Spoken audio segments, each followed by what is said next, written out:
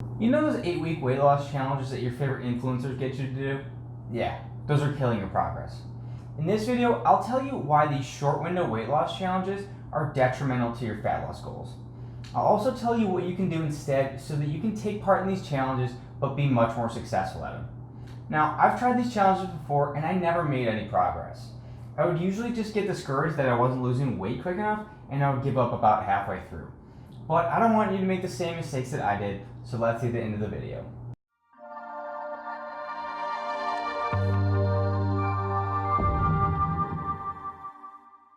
What is up, everyone? I'm Gino. Welcome to the Flexible Fitness Lifestyle channel. Thank you for watching and being a part of the community. And if you're not subscribed yet, please go ahead and subscribe so that you don't miss every new video. Don't worry, it's free. Now, you've no doubt seen or taken part in some of these weight loss challenges before. Maybe you have seen them through an influencer, or maybe your friends or family have gotten you into it, or maybe even your workplace has had one before. The goal of these challenges is to lose as much weight as possible in the short amount of time that you're given. The problem with this is that they're only focusing on a number rather than what's really important, which is you building healthy and lasting habits. Because what happens when you lose 0 pounds during these challenges? Or even worse, what happens when you gain weight? You're probably going to feel pretty discouraged, and you may even think about giving up on eating healthy and working out altogether, which that is their entire goal, to try to get you to do that in the first place. My point here is that sometimes the number of pounds you can lose can be a bit out of your control. Sometimes you can do every single thing right and still lose 0 pounds on the scale. But by the challenges standards, this would be a huge failure. What if instead of focusing on an arbitrary number, like the number of pounds on the scale, you focus on something that you actually had total control over? Now, let me give you 2 examples. Now, the first example, let's say you do one of these 8-week weight loss challenges. You set a goal to lose 10 pounds in 8 weeks. Now, you complete the challenge, but you only lose 3 pounds. Now, how do you think you're going to feel after that? You're probably not going to feel very good, and you're going to feel like you failed. Now, let's say instead of doing that, you focus on something entirely different. You focus on something that is 100% within your control. Now, let's say you try to stick to a calorie deficit every single day for 8 weeks. So you do this, you complete this challenge of sticking to a calorie deficit every single day for 8 weeks, and you happen to lose 3 pounds, just like you did in the first scenario. However, this time around, you're probably going to feel a lot better because you've achieved your goal, which was sticking to the calorie deficit. In the first scenario, your only goal was losing 10 pounds, but you did not achieve that. In the second goal, you still lost 3 pounds, but you achieved your goal, so your mental state is going to be so much better. On top of that, you even built a really good healthy habit, which is sticking to a calorie deficit every day. And that is something that is essential for fat loss. Now, if you want to take part in one of these challenges, instead of focusing on the number of pounds you can lose, try focusing on something you have complete control over.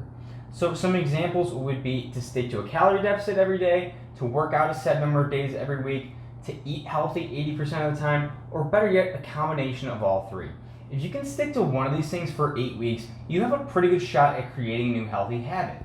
And when you start combining these together, you really go a long way to making strides toward losing weight. Now, this would be so much more beneficial to your long-term weight loss goals than just trying to lose 10 pounds in 8 weeks.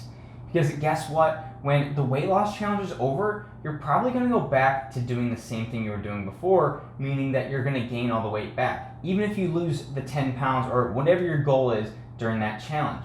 Now, I'm confident that this will work for you because when I personally started focusing on the things that I could control instead of just the number of pounds I could lose, I really started losing weight and I really started getting in amazing shape. When I really focused on going to the gym a set number of days every week, when I focused on sticking to a calorie deficit every day, and when I started eating 80% healthy foods all the time, I really started to lose weight and I really started to just get the best result of my life. And it was really because I stopped focusing on the number on the scale. The number on the scale really is not that important. It's more about how you feel and that you're happy with your body.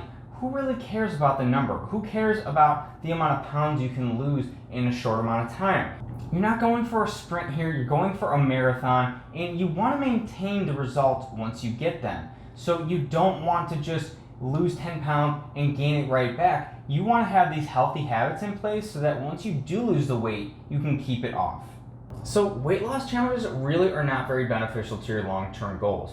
Yet you may lose a few pounds initially, But either you're going to gain that weight back when you stop, or maybe you don't even finish the weight loss challenge because you got discouraged that you weren't losing weight quick enough.